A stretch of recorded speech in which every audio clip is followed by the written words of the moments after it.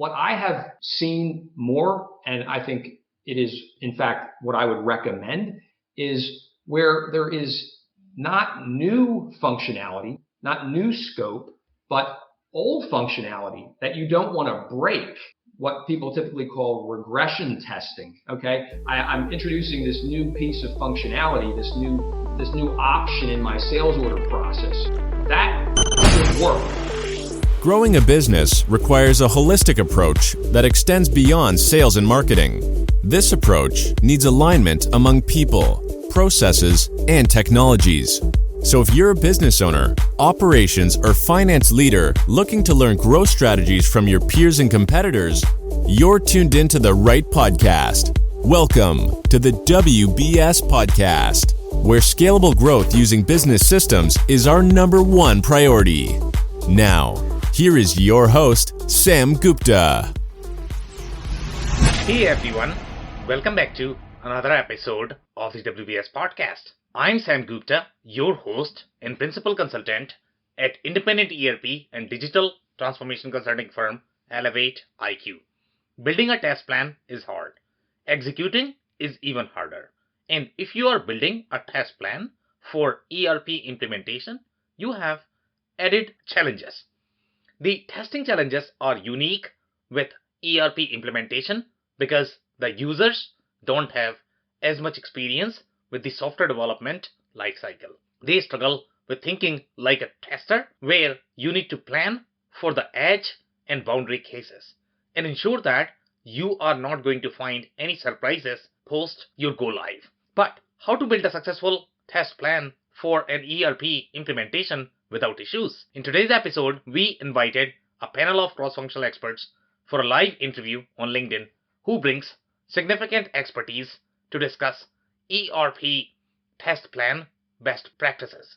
We covered many grounds, including the importance of testing and how testing planning and execution are different for ERP projects. Finally, we discussed how to document, automate, and scope testing efforts. With that, let's get to the conversation. Hello everyone, welcome to today's show. And if you're joining for the first time, this is part of our digital transformation series, for which we meet every Thursday at 5:30 p.m. Eastern. We pick one topic related to digital transformation, and we always have an expert panel that is willing to share their insights and wisdom. For today, we are going to be talking about ERP test plan. And when we think of the test plan, I'm not too sure how many people really think the testing is going to be critical for ERP. A lot of business owners think that, when you are buying an ERP, shouldn't it be tested by the vendors, and why am I testing it? So we are going to have a lot of fun discussing that, why it needs to be tested. Before we do that, we are going to start with everybody's intros, and I am going to start with my intro. If you don't know me, I am Sam Gupta. I am principal at Elevate IQ. Elevate IQ is the independent ERP and digital transformation consulting firm. On that note, I am going to move to Chris for his intro. Good afternoon. I'm Chris Gherardini. I'm the president and owner of Turnkey Technologies. I've been implementing Microsoft Dynamics ERP solutions for the past 30 plus years. So testing and the word plan are very important in the world here. Look forward to the conversation. Okay, amazing. Thank you so much, Chris, for being here. Tom, can I ask you to introduce yourself next? Sure. Thanks, Sam. And hi, everybody. Tom Rodden. I am the former CIO at Varian Medical Systems. And prior to my time working in IT for Varian, I spent 10 years between PwC and Deloitte as a consultant on large-scale ERP implementations. And I, in a number of cases, played the role of testing lead on the consulting side, supporting the organization and the project. So I have a lot of experience I think is relevant to today's topic, and glad to be here. Okay, amazing. Thank you so much for being here, Tom. Dave, can I ask you to introduce yourself next? Sure. Thanks, Sam. Hey, everybody. My name's Dave Chrysler, and I own an operations consulting business working with manufacturing leaders to help them create the systems needed to grow their business. And I come to you with more than 20 years in the manufacturing space in operations and implementing and testing ERP. So thanks for having me, Sam. Okay, amazing. Thank you so much for being here, Dave. Abu, can I ask you to introduce yourself next? Sure, yeah. My name's Abu, and I'm the president and founder here at Pani. We sell Sage X3 software, which, for the food and beverage, chemicals, distribution, whole swath of industries all across North America. Test planning is something close to heart. My first job was actually as a test lead at KPMG Consulting, so I'm excited to talk about it today. Okay, amazing. A lot of testing experience in the room. This is going to be so much fun. Okay, so we are going to start with first question, and I am going to start with you, Chris, and that is going to be, let's say if I'm the manufacturing executive, in my entire life, for me, the software was always, this is IT guys' job. They do something about it, right? And I just don't know what it is to be honest. For me, it is just, and I don't understand the software development process, and I am trying to understand the importance of testing. My consultant is coming to me for the ERP project, and they are saying that I am going to take 9 months testing the processes or the product. So what is testing and why is it important in the case of you? Sure. Great topic, as I said. And I think as we talk about plan, so the testing plan, there's typically an absence of detailed plan. And why is it imperative is because, it's the pre-mission check. You got to check everything before you take off because once you're in flight, man, I tell you, it's after the go live, it's a nightmare to deal with problems that have been missed. And so as we talk about testing, it can be comprehensive. And I think the problem is a lot of people, end users, say, go test it. And they're like, okay, they don't know what to test. We assume they tested it. We didn't test it because they told them to test it. We go live and, I didn't test that. Nobody tested that.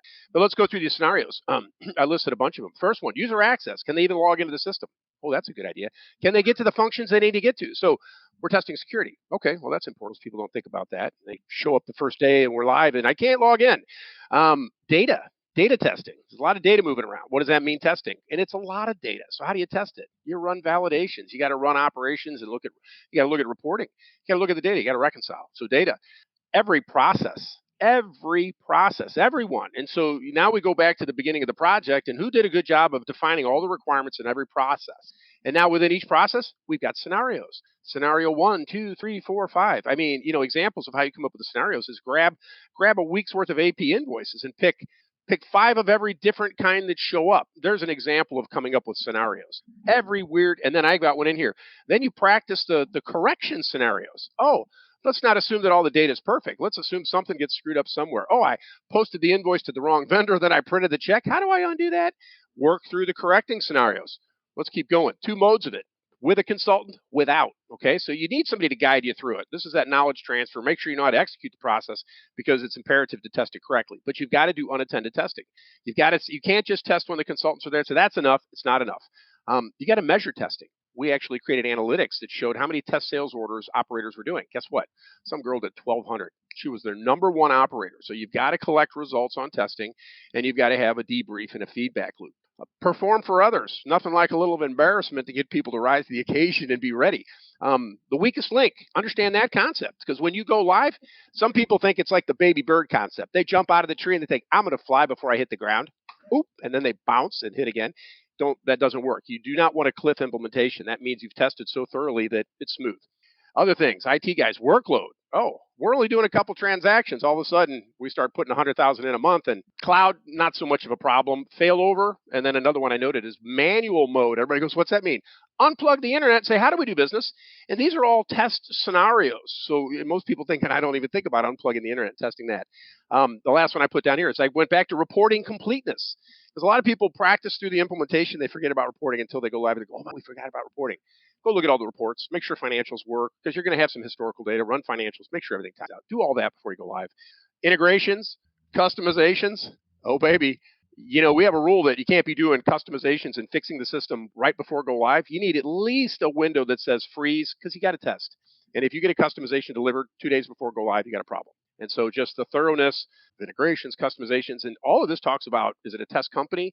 Is it a duplicate instance of the system? So again, a lot of times a test company doesn't really give you that full usability. You almost need a dev or a test platform and a production platform. So that's a lot. I'll stop there.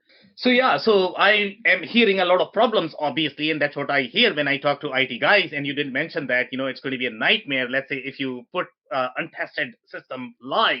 So let's say, I am assuming that I am anyways going to have problems. So how about I don't test and go live and figure it out when I am going to get the problem? Let's say if I follow this smart strategy, okay? What can I expect? And I think that's it, is you still may have a surprise after go live, but again, are you in the 1% range versus having a 12% gaps? And I'll give you a great example. We had a customer that, I think I talked about this. They changed banks right at the 11th hour. Guess what wasn't tested? The check. Guess what? They went live. Guess how long it took to get the check to work for the bank? 6-7 weeks. Yeah.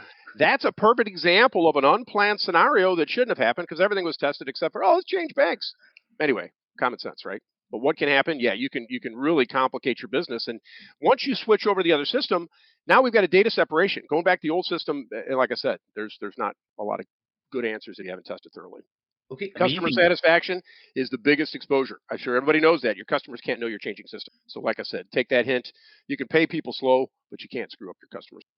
Okay, amazing. Thank you so much, Chris, for that. So, Tom, I'm actually going to come to you. So, I am probably going to have the same question for you. Why testing, and why is it going to be a nightmare if I put an untested system live?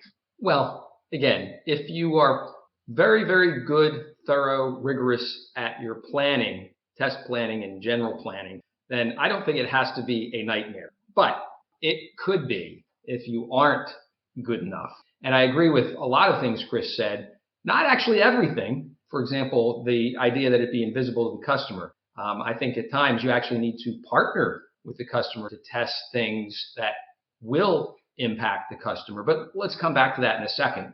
I think in general, the idea is right, though. Chris is right, that you want it to be as invisible as possible. But I think there are cases where, unfortunately, you actually do need to make it visible and partner and test with the customer. But it's interesting. I really thought Chris hit a lot of the right notes. I made my own little list here, and I said scope and scale is one big piece you really have to understand.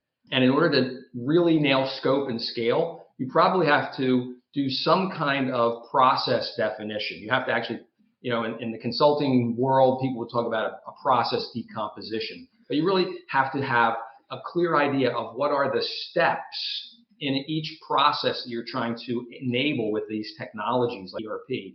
If you have the steps, then you can build the scripts that you will use for testing. So I look at that as one of the key things. What is your scope? Is it manufacturing? Is it logistics? Is it the sales order process? What is your scope? And can you build the process model that then is the foundation for your scripts? So to me, that's number one. And kind of related to scope and scale is also the nature of the testing you're going to do. Everybody that's doing development or configuration in these ERP systems says, well, as I do the initial development work, I'm going to do basic unit testing. Yeah, that's fine. That'll get it from the development environment to a QA environment, let's say, where you have what people traditionally think of as testing. And then you have maybe the project team doing functional testing, and they do strings. Some people call it string testing. They'll do strings maybe within each function. So I'll do within manufacturing, within procurement, within sales order processing, I'll do my string. But there is ultimately a third type of testing that would be end-to-end testing, where I'm going to go across functional areas, right? And I'm going to say, I'm going to do the sales order, and then I'm going to do the shipment, and then I'm going to do the finance and collections, and so on. I'm going to do end-to-end scenarios. So again, as you establish that foundation from a process model point of view, you can build the scripts, the strings, and the end-to-end tests. But I think these are things that people sometimes only realize later on, particularly the end-to-end, where you have handoffs across functions that may not be clean if you don't thoroughly test that. So I'd say that's one of the biggest things, really defining your scope and scale, getting your scripts, both the string test scripts and the end-to-end scripts nailed. I think schedule is something that comes to mind for me. And I'm not just talking about the schedule, like are people available from the project team, but also are people available from the business? And again, this goes to who are your participants? Are you going to be testing with the project team? Are you going to be including people from the business? And those are, maybe functional or string test scenarios versus user acceptance testing scenarios. Again, you could be doing string and end-to-end in both cases, but participants may be different at different times in the project. So you have to take into account the availability of those key resources. I'm working on a project right now where we're conducting a cutover trial, and I'm helping to lead that exercise. And right now there is a prior cycle of testing going on in parallel. So they did a cutover and they started testing. And while they're testing, they're saying, well, let's do another cutover, and then we'll be ready to test again when the testing is done. But unfortunately, there's a lot of resource contention, right? There are some of the same resources doing the last round of testing, current round of testing, and the new round of cutover. And so you really have to think through schedule in many ways, both project resources as well as business resources. Chris mentioned data. I won't go into detail on that. That's a whole can of worms that you have to deal with. I would say one thing about it, that a great example of where we had to partner with customers was around data and types of interfaces that the customers were dealing with. In some cases, they were actually loading orders themselves into our customer portal. In some cases, they were sending EDI messages, and we had to ensure that we could get inputs from customers, and we could simulate that. But at the end of the day, we really wanted them to participate to some degree in verifying that they had the access, that they could perform some things that we thought needed them to do, they needed to do on day one. So again, it might have been limited and minimized, but we felt like, well, we have to really partner with them in order to some degree get them bought in and ensure that it's going to work. Chris mentioned security. Again, won't go into that. I think that's a big deal too. And the last thing I'll mention is landscape. People don't always think about the fact that if I'm standing up a test system or a QA system, there's satellite systems. There's a whole ecosystem that needs to be established. I might have a portal, as we were talking about a moment ago, that feeds sales order information into my ERP. There might be all kinds of systems in this larger ecosystem, not just the core ERP, that need to be part of the landscape. And it sometimes becomes a real issue, like which environment in this larger ecosystem are we going to connect to the ERP for the purposes of testing? So this is a huge topic, and I'll stop there, Sam, but a lot of things to think about. Okay, amazing. So you mentioned the cutover planning, and for people who might not be familiar with that and how that relates with the testing, do you want to clarify a little bit more? Sure, I'll say a few seconds, I guess. My philosophy regarding cutover, which is essentially system build and data conversion. It's really getting your system to the point where it has the functionality, the core functionality, the code and the configuration in it, and it's got the data in it that will enable you then to test properly. So the cutover starts with a system build, and moves into data conversion, and then ideally, I think you do a cutover like that and hand off to the testing team. So they are using the code, the configuration, and the data that came from the cutover process that as you practice each test cycle. And again, sometimes you're not ready. Your data conversions are not that successful early on, right? You have to practice these. You have to learn from your mistakes. And so you're still trying to test. So there's sometimes a cutover and you say, but I'm going to go ahead and manufacture some data anyway because the cutover was not fully successful. And I need my testing to be fully successful or as successful as possible. So I'm not going to rely on the initial round or two of cutover and data conversion. I'm going to stage some data and I'll use that for my testing. That does accelerate or improve the success of your testing then later on. But it also is extremely dangerous because if you become reliant on that, you're not really testing data in your testing. You're testing stage data, not data that was converted from your legacy system to your new ERP, for example. And that's very important. So at some point, in some cycle, you really need to say, I'm going to take all that data we converted as part of our go live process, and I'm going to rely on it for my testing. And if that's the most robust way to check that your data conversions have worked, right? It's not about I created 1 million records and I plan to create 1 million and I created 1 million, so we're good. That doesn't tell you anything about the quality of those 1 million records. When you test, you'll find out a lot more. So again, I look at those as two separate things, but they should work hand in glove. Okay, amazing. Thank you so much, Tom, for that. So, Dave, I'm actually going to come to you, and the question is going to be why testing? And in your case, you have probably seen the nightmares of putting the untested code because you are the business user as opposed to being an IT guy. So, tell us, why it is important to test. Yeah, I mean, I think both Chris and Tom have already nailed the majority of, why and what can go wrong. And yeah, to your point, I've seen it firsthand. And one of the things that, both Chris and Tom kind of talked about and landed on opposite sides, I'd love to weigh in terms of, whether or not these things should be seamless to customers. And I can argue both points because I've been on both sides of that coin. And what I really want to say, to me, what it comes down to is how you are attacking the training issue and rolling it out to the people that are actually doing these processes. So how well are you looking at that, end to end process and the cross functional parts of the process, and following that data, following those processes through with real live scenarios, back to what Chris had said. Because what ends up happening, at least in my experience, what I saw is that when that doesn't get presented in kind of the right light, so you're talking to your team about, why are we making these improvements, listening to that feedback, listening to them throughout that testing process, as it rolls out into implementation, and while you're doing those parallel testing, kind of running two systems, chances are you're going to start to get some negative feedback going out to your customer base, right? And then they start to see what the kind of internal feeling is of the technology that's being implemented.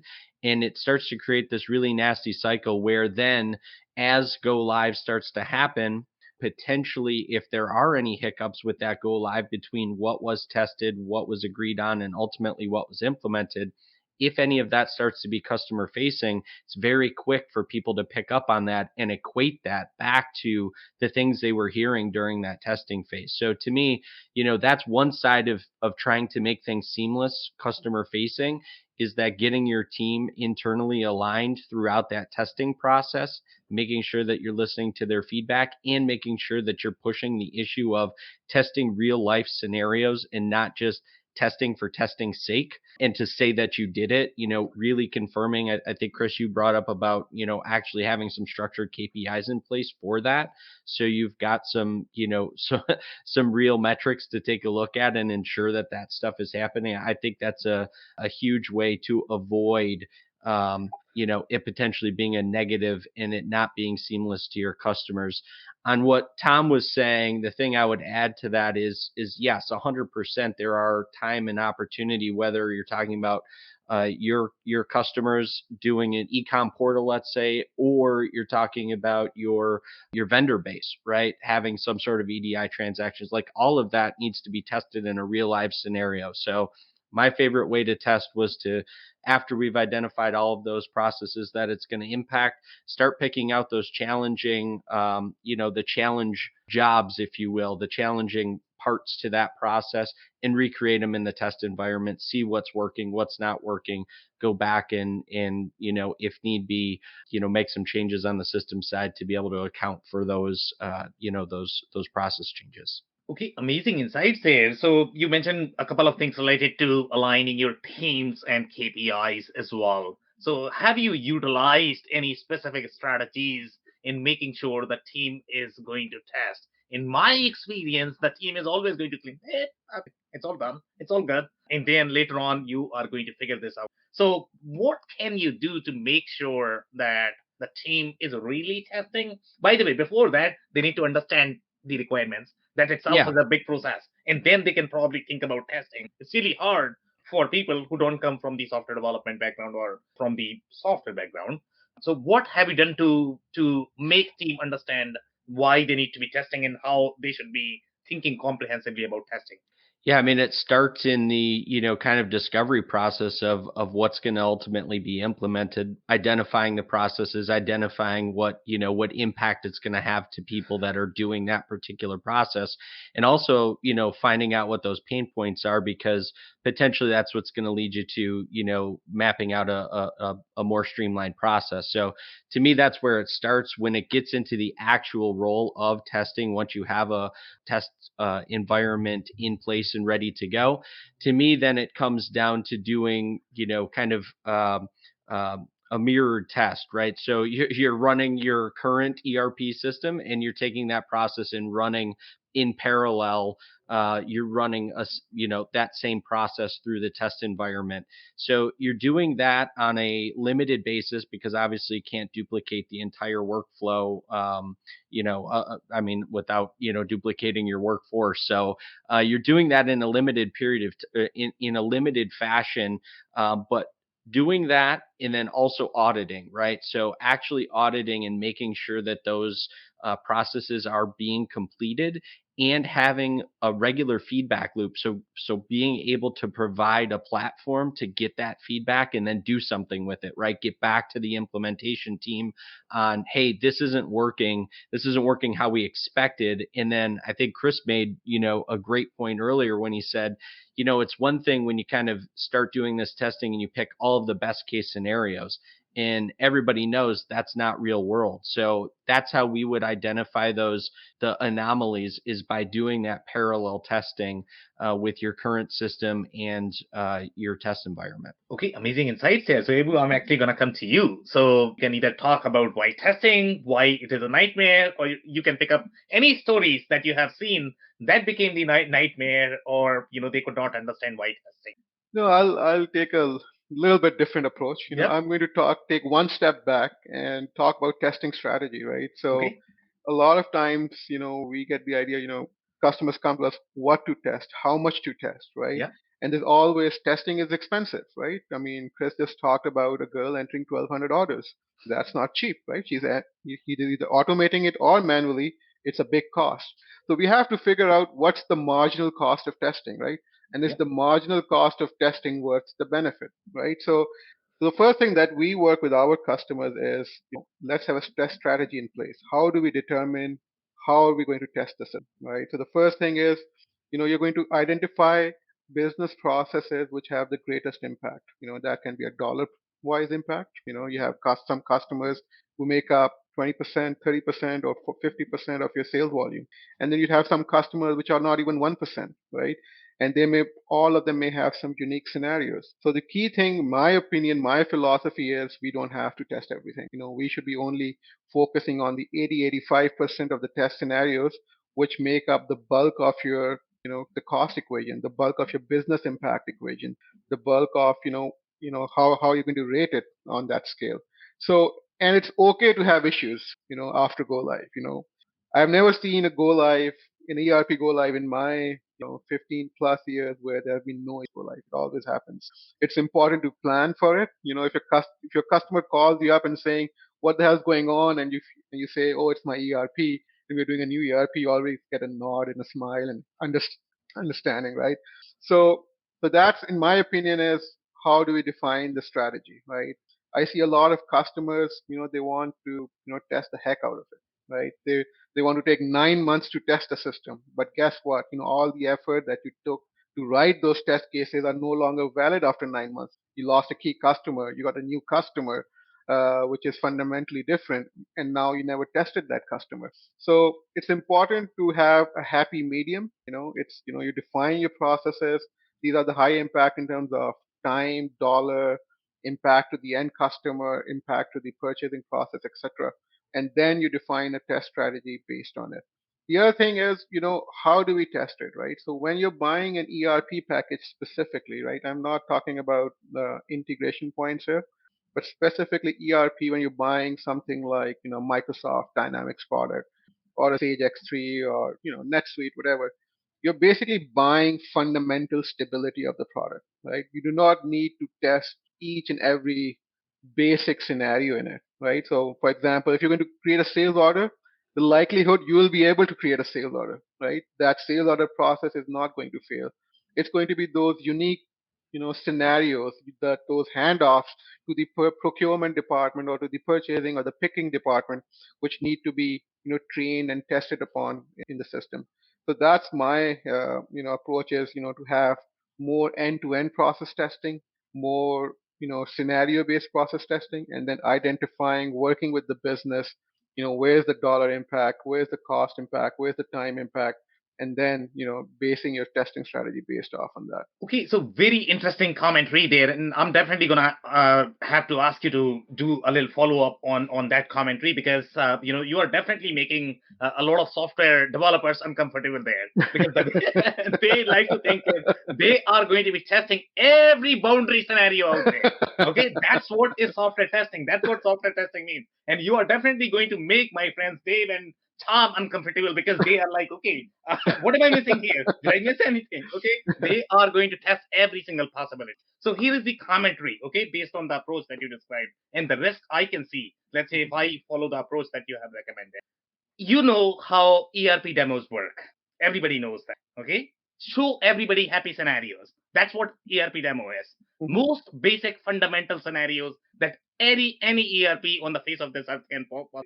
Okay, that's what you see. But when you get to the real implementation, that's when rubber meets the road, right? So in your case, you said that, you know what, test the most common scenario. So most people, when they go live, they are only going to be using the most common functionality. Okay, they are not going to get into the deep functionality until, let's say, about a year, 6 months, 2 years, and then they are really going to be struggling. Imagine a possibility. I develop a form. Okay, you have a customization. I never tested it because I never needed it. Okay, now I am 2 years in the implementation. I need the form. I am trying to test it. Holy cow, it breaks. So what do I do now? Yeah, so All the developers, and by that time they forgot everything that they had developed. So now nobody knows what it is. yeah, I would argue, so ERP these days are not fundamental line of code, right? Nobody's writing code from scratch. The software code in most modern ERP is the third level coding that we say, right? So it's not, so you've talked about, you get an issue 2 years down the road. I would argue that's not an important issue if it's getting 2 years down the road. It's of a low impact issue. The key thing is, if an issue happens, is there a manual workaround around it, right? And if there's a manual workaround around it, then you can take the process forward, right? The issue here is not that you cannot automate 100% of your processes. You cannot think of 100% of the scenarios, right? If you want to take that road down, you make your system extremely expensive. You have a very long deployment time. People get tired, and you still get issues, right? I will argue even if you do that, you'll still get issues after 2 years, right? So it is finding that happy medium, where the marginal cost of testing is not going to exceed the marginal benefit, right? So if if something happens after 2 years, so be it. What's the manual turnaround? What's the workaround? If you have a reasonable manual workaround, then then you go ahead. If that issue is going to cost you millions of dollars, then that's a different thing, right? So then it's a high impact scenario. It should be in your test plan. Okay, Right. amazing. Thank you so much for that interesting insights. So, Chris, I'm actually going to come to you, and we are all going to debate about this one. I think this is a very interesting insight. So, I am looking to hear everybody's perspective. Yes, I completely agree with what it was trying to say that you have to measure the financial cost of testing as well. I mean, you cannot spend $2 million just for every single possibility. I mean, that's a no-no for me as well. If I'm the financial executive, but at the same time, you still need to test. Okay, so finding that fine balance, I completely agree with him. So the other the things that I really wanted to discuss is going to be what is the structured way of approaching the testing. So let's say it was trying to say that you have to have the end-to-end process. And let's say if I look at the data dependency that I am going to have for each of the scenario, probably I'm going to have 5 spreadsheets for each of the scenario. Okay, just to build the data, and then I need to test that, right? So number one, what is the right way of sort of documenting the test scenarios? That is number one. Okay, and number two, is there any way of automating the testing in the software development world? You have a lot of different tools that you can use to automate. Have you seen any sort of automated testing test in your work? Yeah, I have. And just to take a step back, and I'll address your question, but the customer seamlessness, that's not what I said. It was customer experience. And so not to have a negative customer experience, right? You can interact with them. But so as I'm listening to you guys, and I wrote some notes here. So what are we really testing? Let's boil it down. Yeah. To Abu's point, Microsoft Dynamics out of the box, I don't need to test their code. But what I do need to test, and so there are 4 categories. I had code, and if there's a customization, we're testing code. Do we need automation to test code? That's typically where the automation's at to test code. But the other things we're really testing is we're testing configuration. right? And I can take some data and put some data in there to test config for a process. Great. But again, back to how do we keep track? I got a document with every process and every scenario that I plan on testing. But we're testing configuration, okay? And that could be with data I type in, but then we got to test with the data that's converted. And then the other testing is for user knowledge, Abu, right? So to minimize and say, we're not going to test that because we know that code works. I'm sorry, but I'm testing user knowledge because, again, we go back to that. I go live. If they don't know what they're doing, who tested? So the testing as I see it, those different attributes. Am I testing code? You're right. Most of the stuff out of the box, it's working. But we're testing configuration. We're testing data. We're testing user knowledge. And the things I put here is feedback. You made a great point. There's a feedback loop because that's a breakdown, I think. And again, the documentation, the feedback, adjust, retest, check it off. So again, back to this keeping track. And the other thing I was going to throw out there is, and I agree with super scenarios. You're right. Bob starts it, Bill takes over, Linda takes over. Boy, those are complicated, but you're absolutely right. You got to have the super scenarios in there. And the code thing, timeliness. Yes, we have a 30-day clause in our MSA. Somebody showed up 9 months later and said it didn't work. We're like, okay. But the other thing I threw out there is learning aids. So if you think about just as we're talking about user knowledge, because that is the weak link, is just think about that. I know that Dynamics, the big product, has a task recorder, which helps people click through navigation to really learn a process, because a lot of that is learning. But I agree, config, data, code, like a bunch of different stuff. So okay. But Yeah. organized. You got to be organized. And again, I started that first part with every process. Well, again, now we go back to the data. Every data entity. What are those key things? And again, is it spot checking? Is it sampling? Like I said, there's a lot of different scenarios, but there's still this iterative. Oh, go ahead. Okay, amazing. So I'm actually going to come to Tom, for his insights overall in terms of the automated testing, the heated debate that we are having overall in terms of, how to sort of plan for testing, because obviously if you are going to be testing every single scenario, it's going to be a nightmare. It's probably going to cost too much. So what has been your experience overall, number one, in terms of the documentation, and number two, it's going to be overall in terms of planning the automated testing? I don't know if automated testing is really possible in the case of ERP. Well, I've been involved in projects where we have used automated testing, and it's certainly possible. But one of the challenges with automated testing in a project is that the automation relies on a series of steps that might be laid out in the script that are stable. And as everyone said, you go through cycles of testing in your projects or programs. And as you do, you learn, you hit errors, and you correct. And that then involves rejiggering the automation. If you've tried to build automated test scripts to do your testing. Now, I always draw a distinction between new functionality, which goes through this evolution, this maturation, and it will evolve and change over the course of your project to some degree. Just right out of the box say, I know exactly how this is going to work. I'm going to do the configuration, maybe the tweaks, the enhancements that Chris was talking about. I'm going to do this day 2, and it's all going to be right. It's never going to change. I'll go ahead and automate that. If that were the case, yeah, you probably could introduce a lot of automation for these new areas of functionality. What I have seen more, and I think it is in fact what I would recommend, is where there is not new functionality, not new scope, but old functionality that you don't want to break. What people typically call regression testing. Okay, I'm introducing this new piece of functionality, this new option in my sales order process. That should work, and I can do the string test or the end-to-end test, and yeah, it all works. That's what I typically call positive testing. But there is other testing, that shouldn't be broken. Other scenarios that shouldn't be broken by the new one you just introduced. So if those were already live, what I've seen at Varian, where I worked for a number of years, and what I've seen in my consulting days, is where there's functionality already live and stable. Several months after go live, you say, the system is working as expected. The system is now stable. I can create automated test scripts for everything that we just went live with. And as I introduce new functionality, I can do the automated test scripts to ensure that nothing that I've introduced that's new breaks the old stuff that should continue to work. So that's how I typically think the automated test scripts and test functionality is best employed. It's for the purposes of regression testing, not for brand new functionality. So that's at least my take on it. Okay, amazing. Thank you so much, Tom.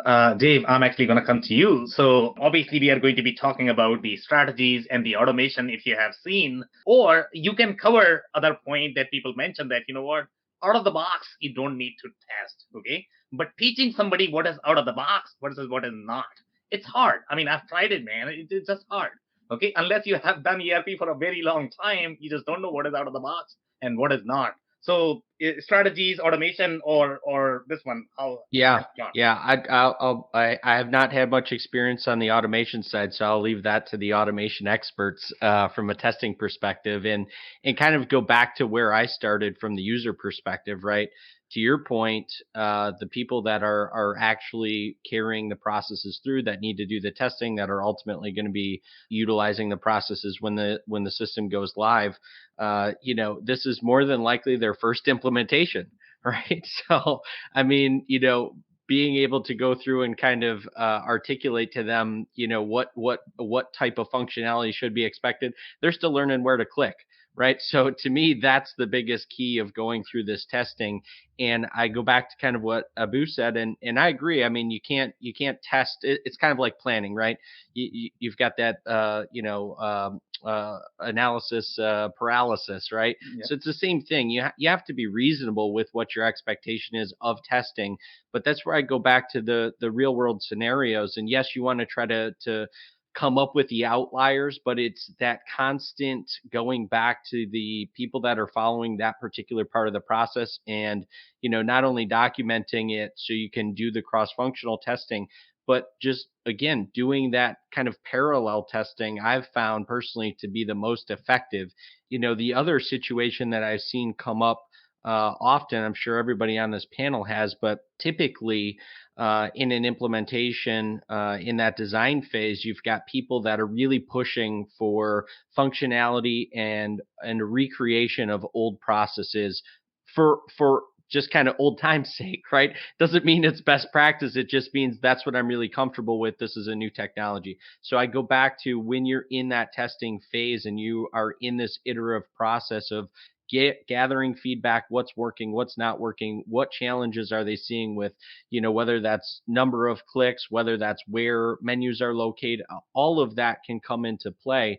Having that feedback loop built in so you can go back to development if need be, or taking that time to go through, kind of go the extra mile and explaining the functionality back to where you kind of started this, explaining that out of the box functionality and why we won't go back to development and change that, why this is the more accepted practice and really the best, kind of new practice that we're going to be adopting moving forward, and sometimes there's those hard conversations, but that's kind of, to me, the most important part of the testing is going through those real life scenarios of, kind of order to cash, right? And everything in between that to understand how is the system functioning with that out of the box functionality, if we've done any sort of integrations or any other type of development because of our business processes. Obviously testing those rigors and getting that feedback loop in, that stuff has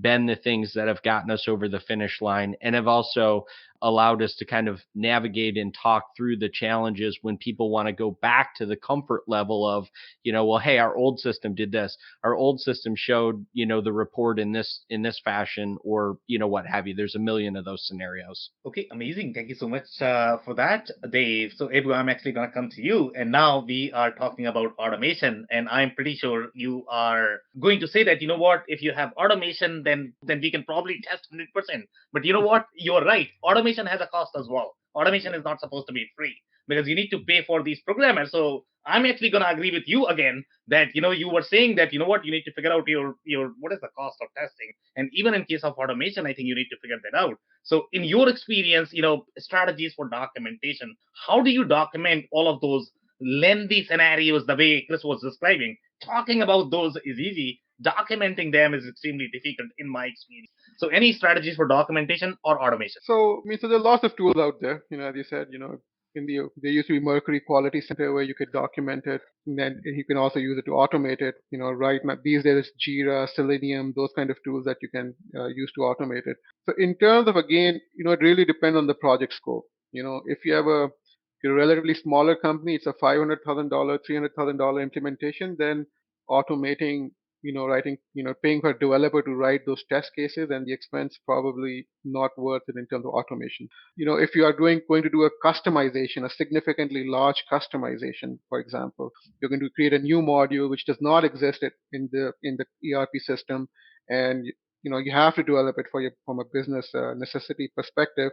Then probably automation is going to make sense, because as the ERP system upgrades, then you do not want to test those 100 order scenarios manually again and again, right? But then the data is fixed. So it makes sense when the business process and the data is fixed and you can do it on a repetitive basis. If in the instance where you have to, keep on defining new data, new processes, then it becomes extremely expensive. So for us, we use tools like Jira in terms of documenting. We would, write down, all the entry points, high-level descriptions of the test cases. Where is it going to start? What is the scenario you're going to test? And how it is going to pass through the different phases. And then, we use, tools like Jira to assign those test cases to different people. One thing that we have found is you can have all the tools that you want. Getting people to actually enter data into that tool becomes very hard. People just don't do it, right? And you have those KPIs and everything, and then they'll still come up with an excuse not to enter. Either they're too busy, their current job does not allow it, etc., right? Unless you have a full-scale testing team sitting over there. So one thing that we really found helpful was using like a help desk kind of tool. So we have defined the test cases. Now instead of going into the system and logging it, they send an email. The test defect automatically gets logged, right? And then that's how we start doing the defect tracking. And then we can assign it into our internal teams, the consultant or the developer team or the configuration team, and then take it that way. That ensures that those test defects and cases are not lost in emails or in Excel sheets somewhere, right? So that's something that we found really useful is in those help desk kind of tools, defect tracking, for example, in Jira. Okay, amazing. So I am actually going to have a follow-up question for you. And overall, I think the tools are great in general, right? But, I think where I have seen people struggling in general in capturing the test cases is going to be number one, documenting the data.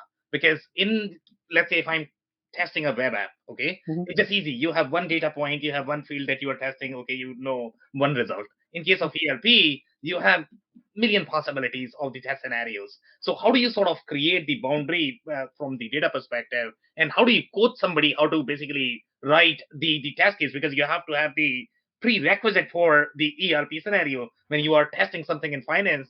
All of these things need to be set up from your sales to whatever you might be Yeah. testing. So how do you document that? Yeah, I mean, so from my perspective, again, it's that, we encourage the user to think what's the most, what drives your business, right? So you're a salesperson, that's where it starts, a major business process starts. What drives the sales process? What kind of sales processes do you get? What kind of sales orders do you have to enter? So is it, do you order from stock always? Do you do custom orders? Is it a mix? Is it, so those are the business processes that we want to talk about. Do a certain kind of customer has priority over the others, right? So is that order going to cause a disruption in your manufacturing system or something? So that's, where we start the process from. And then the next line, for example, if the order is going to impact manufacturing, then then those two people have to sit together and write those orders, right? So that the starting point and the handover points are fairly tested, right? So that's the approach that we take is, the next person should be always be there. And then, finance typically, depending on the kind of ERP software you're using, if it handles everything from sales to manufacturing to finance, then they are at the end, that's who they are seeing the process, right? How are these processes impacting my finances? Is it getting coded to the right GL accounts? They look at those front end test cases, and then, they write their own test cases to figure out the financial impacts of those processes. I mean, one thing that to keep in mind also is your processes are going to change. When you have a new ERP implementation, You cannot think about your old process because the old process often may no longer apply, right? So for example, you had a manual sales process before. Now you're doing it in the ERP system, for example. You may not be picking product before, but now the ERP system is doing automated picking for you. So, so you also have to think not just from a prior software, you have to think, okay, this is how I'm going to do it in this system. These are the key scenarios in my old system. How does it translate into the new system? Because a lot of those problems are going to go away, but some new ones will come up, right, as you implement the ERP system. So it's really, having the originator of data and the handing over of the data. Those two people must be in the same room or collaborate to write those test cases. Okay, amazing. So we can take a couple free flow comments if you guys want to address anything that has been discussed so far, just because we have a little time. Chris, Tom, any short comments? Dave? Well, I have one or two thoughts, Sam, that we haven't maybe hit on yet, and I'll just throw them out and people can react or add more. Back to the customer topic, or vendor, any other partner. I was thinking about that some more, and maybe I misunderstood you, Chris, initially, so apologies for that. But I was thinking, there are even more reasons than we've talked about, like just EDI testing or portal testing, to be letting customers know that we are in the middle of a big ERP program and we need you to be aware and maybe partner with us in some way. One reason is to de-risk your program. It's good to let people know that you are taking on a big change and that there could be some disruption. I've been at a number of different clients, consultants, where we did the big ERP implementation, and they went further than just notifying customers and informing them and trying to de-risk in the sense of if there's a little hiccup, they won't get jumped on as much. But in fact, people saying, I'm going to actually encourage customers to pre-buy some of our products, stuff the channels a little bit to minimize risk. And I will actually offer them a deal. I will be very proactive about filling the channels to minimize the manufacturing, logistical, sales order processing risks as I go live in the first days or week. And so that's a serious conversation that you take up with customers, for example. And I have seen companies do that and be pretty successful at it and be proactive in that way. And there are also other reasons where you're creating some new functionality that's actually an improvement. Sometimes we're going to create new forms for our invoices, and we're going to address some customer issues that people have had in the past, things that were confusing. We're going to make improvements on the customer portal so there's greater visibility to inventory than there was in the past, and other things that we want to proactively communicate and impact things in a way that's going to be welcome. So that was one topic that was kind of banging around in my head. And the other one we typically talk about on calls like this or webinars like this, Sam, is sort of the war stories and what can go wrong. When does it become a nightmare? And one or two things that occurred to me were workflow and email type messaging. When you're in your test systems doing testing, there is functionality that you need for production, workflow functionality. I need approval messages to go out to people internally for expenses. The cost center owners need to basically say, yes, I approve this purchase order. I approve this purchase rec. I approve this expense. And these are maybe senior people in the organization. And you don't want your workflow to be switched on in the normal way, at least, if you want it on at all, during early testing and maybe throughout your testing, and sending off lots of messages that are really test data driven, not production driven, to executives and various people. And similarly, there can be messaging that's going out even beyond the four walls of the enterprise to customers or vendors. And you don't want EDI messages going out, or you don't want email messages going out to your partners from your test systems. And so again, I've seen where people said, oh, darn, or other words, as a raft of messages went out to executives or partners, and they said, now we were scrambling to say, first switch it off. Second, let these people know they can ignore all of that. So those are some of the things that can be very embarrassing and disruptive. So a couple thoughts. Could not agree more. Chris, do you have a short I like comment? to de-risk, Tom, and I think is you along that customer experience comment. The thing I didn't mention is it's almost user performance testing, and I think as you look at customer service facing, where I was really going is where I'm trying to give an order. I'm sorry, I'm on a new system. Oh, I don't want to hear that as a customer. So time trial these people and give a prize out to whoever's the fastest, most accurate. So that's a way to get them testing is incentives. But I think this is, to your point, it's a great, you can get positive spin off of system changes. It's that negative spin we want to mitigate is really where we're going. But good comments. So. Okay, amazing, guys. So the only thing we can take right now is going to be closing advice. So Chris, I'm going to start with you. Closing advice, please. You can never test enough. And again, but I'm back to user knowledge. So again, configuration, once you get past those things, the rest of it's all about users. Just stay focused. Okay, amazing. Thank you so much, Chris. Tom, closing advice, please. I think it all begins with process. My opening remark was do your process decomposition, and you can build your scripts, and everything flows from that. So I'd say that's the key starting point. If you do that right and well, you'll have a chance at success. Okay, amazing. Thank you so much, Tom, for that. Dave, what would be your closing advice, please? And make sure you get people involved early and often. Make sure you build in a feedback loop throughout that testing process. And I would also say, to Tom's point on the process, make sure you don't overlook some processes that you may think you've got a handle on and you may think are not a big impact until you go live and you didn't do any testing. And then you're in the oh darn moment, as Tom says. Okay, amazing. Thank you so much, Dave, for that. Abu, what would be your closing advice, please? So, my advice would be, have a test strategy in place, have a risk-based approach to testing.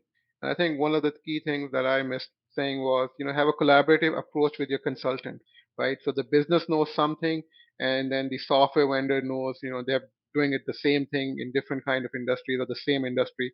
So that's the collaborative approach to develop those test cases often works. Could not agree more. Thank you so much, Abu, for that. And that's it for today. If you joined for the first time, this was part of our digital transformation series, for which we meet every Thursday at 5:30 p.m. Eastern. We pick one topic related to digital transformation, and we always have an expert panel that is willing to share their insight and wisdom. And so make sure you guys are going to be here next week. We are going to be here with another topic. On that note, once again, thanks everybody for your time and insights. Thank you. Thanks. Bye, everybody. I cannot thank our guests enough for coming on the show, for sharing their knowledge and journey. I always pick up learnings from our guests, and hopefully you learned something new today. If you want to learn more about Tom Rodden, follow and connect with him on LinkedIn. If you want to learn more about Chris Garadini, head over to turnkeytech.com. It's turnkeytec.com. If you want to learn more about Dave Chrysler, head over to thechrysler.club. It's THECRYSLER.CLUB. If you want to learn more about Abu Asif, head over to pennymanagement.com. It's PANNIMANAGEMENT.com. Links and more information will also be available in the show notes. If anything in this podcast resonated with you and your business, you might want to check other related episodes, including the interview with Bob Feathers, who shares his insights and lesson learned from a multi-site ERP implementation. Also, the interview with Rich Said, who describes his journey and the pitfalls of implementing 6 ERP projects throughout his career. Also, don't forget to subscribe and spread the word among folks with similar backgrounds. If you have any questions or comments about the show, please review and rate us on your favorite podcasting platform or DM me on any social channels. I'll try my best to respond personally and make sure you get help. Thank you, and I hope to catch you on the next episode of the WBS. Thank you for listening to another episode of the WBS Podcast. Be sure to subscribe on your favorite podcasting platform so you never miss an episode. For more information on growth strategies for SMBs using ERP and digital transformation, check out our community at WBS.rocks. We'll see you next time.